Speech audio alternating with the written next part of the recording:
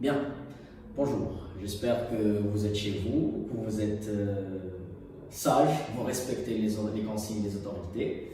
Donc dans le cadre des cours à distance que les professeurs du Maroc préparent pour vous, là on va voir ensemble une activité de langue.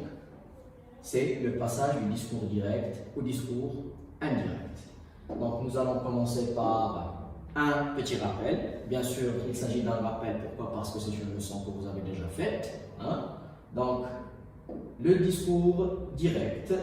On parle du discours direct quand le narrateur retranscrit les paroles des personnages dans un récit. Bien sûr, on parle de récit de narrateur puisque vous êtes en train de travailler sur le dernier jour d'un condamné. Donc, les paroles dans le discours direct sont donc rapportées telles qu'elles ont été prononcées, fidèlement. Exemple, le journaliste dit « L'État a signalé hier 2 cas de coronavirus ici ». Donc, vous l'avez deviné certainement, il s'agit d'une phrase qui est au discours direct. Je signale pour vous ici la présence d'un verbe introducteur. C'est un verbe qui introduit les paroles rapportées et aussi les signes apparents du discours direct qui sont les 2 points et les guillemets qui encadrent les paroles rapportées. Donc les caractéristiques du discours direct sont les marques de la première et la deuxième personne, je, tu, nous et vous. Il y a aussi les adverbes de lieu et de temps qui sont liés au moment de la parole, au moment où les paroles sont prononcées bien sûr, et aussi des temps spécifiques que nous allons voir par la suite dans un tableau qui détaille le tout. Et certainement, comme on a vu dans l'exemple, les guillemets qui encadrent les paroles rapportées. Pour le discours indirect, cette fois-ci, dans un récit, toujours, les paroles peuvent être rapportées indirectement. Ils sont alors intégrés au récit dont ils ne rompent pas la continuité.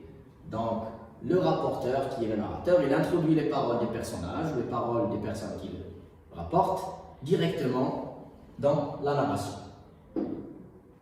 Exemple, le journaliste dit que l'État a signalé hier 2 cas de coronavirus ici.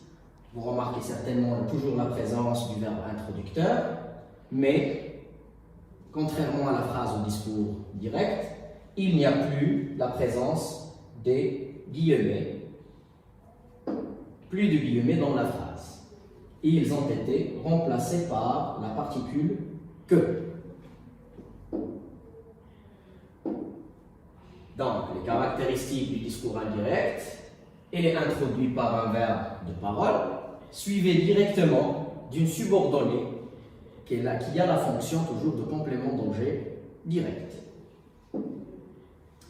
Donc, comme le stipule le titre de la leçon, ce n'est pas forcément, on ne va pas insister sur les définitions discours direct, discours indirect, mais nous allons voir les modifications à effectuer quand on passe du discours direct au discours indirect. Donc, ce qu'il faut savoir, il y a 2 types de modifications. Des modifications bien transformations obligatoires, c'est-à-dire ce sont des modifications qu'on doit effectuer sans réfléchir, comme je dis toujours, les yeux fermés. Donc, quand on passe du discours direct au discours indirect, dans le cas d'une phrase déclarative, les 2 points et les guillemets deviennent que. Si nous avons une phrase au discours direct, une phrase interrogative avec la particule est-ce que, les 2 points et les guillemets deviennent si. Toujours dans le cadre de la phrase interrogative, dans le discours direct, si la question est posée par la particule qu'est-ce que, les 2 points et les guillemets dans ce cas deviennent ce que. Quand la phrase interrogative est posée par une particule telle que quand, comment, pourquoi, etc., donc les 2 points et les guillemets disparaissent et on garde toujours les mêmes particules. Dans le cadre d'une phrase au discours direct, et si la phrase est une phrase impérative, les 2 points et les guillemets deviennent 2 plus un verbe à l'infinitif. Donc, toutes ces transformations-là, ce sont des transformations obligatoires, c'est-à-dire il faut les effectuer sans réfléchir. Deuxième type de transformation, ce sont les transformations que j'appelle les transformations conditionnelles. C'est-à-dire qu'on ne doit pas effectuer, sauf si nous avons une condition. Laquelle? C'est la suivante.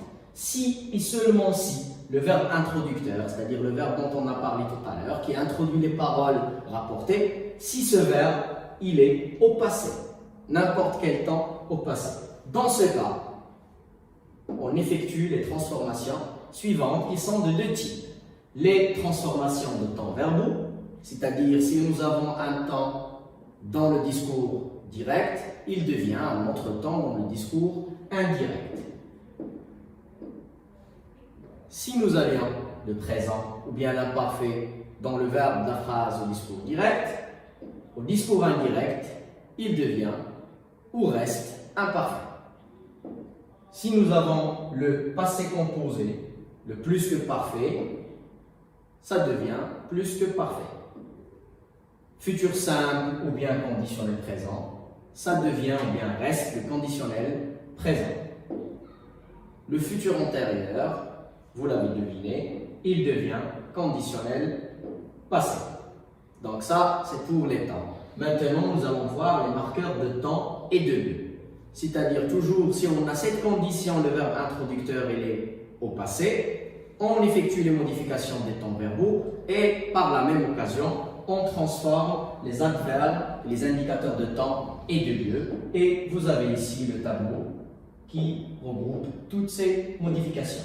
Donc hier devient la veille, avant-hier l'avant-veille, aujourd'hui devient ce jour-là, demain devient le lendemain, après-demain devient le surlendemain, ce matin devient ce matin-là, ces jours-ci devient ces jours-là, la semaine dernière devient la semaine précédente, le mois dernier le mois précédent, etc. Ici, qui est un indicateur de lieu, devient là ou bien là-bas. Donc là, on passe à l'application. Donc ce sont des phrases à transformer au discours indirect ou inversement. Si la phrase est au discours direct, on la transforme au discours indirect et inversement. La première phrase, elle est tirée, vous l'avez deviné, de la boîte à merveille. Oui, Sidi Mohamed a dit « Ma boîte à merveille reste mon seul ami ». Donc vous l'avez deviné, c'est une phrase qui est au discours direct. Les marques qui le montrent, c'est la présence d'un verbe introducteur suivi de 2 points et guillemets qui encadrent les paroles rapportées. Réponse. Sidi Mohamed a dit, vous allez remarquer que la phrase du rapporteur, c'est-à-dire la personne qui rapporte les paroles, on n'y touche pas. Juste après le verbe introducteur commencent les modifications, selon les tableaux que nous avons vus tout à l'heure. Donc les 2 points et les guillemets deviennent que, première personne devient troisième personne, le verbe au présent, il est à l'imparfait. Pourquoi? Parce que nous avons la condition dont on a parlé tout à l'heure, le verbe introducteur au passé, et bien sûr, toujours la première personne devient troisième. Deuxième phrase. Mon père m'a avoué. Maintenant, tu es devenu un homme. Réponse. Mon père m'a avoué. Les 2 points et les guillemets deviennent que. L'adverbe de temps maintenant devient en ce moment-là. Le temps verbal, passé composé, devient plus que parfait. Une longue phrase, toujours de la boîte à merveille. Vous allez voir les modifications effectuées en respectant les consignes données dans les tableaux.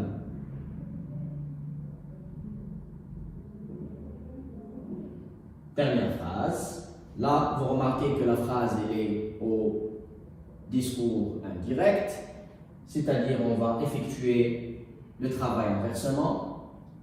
Le juge demande à l'accusé.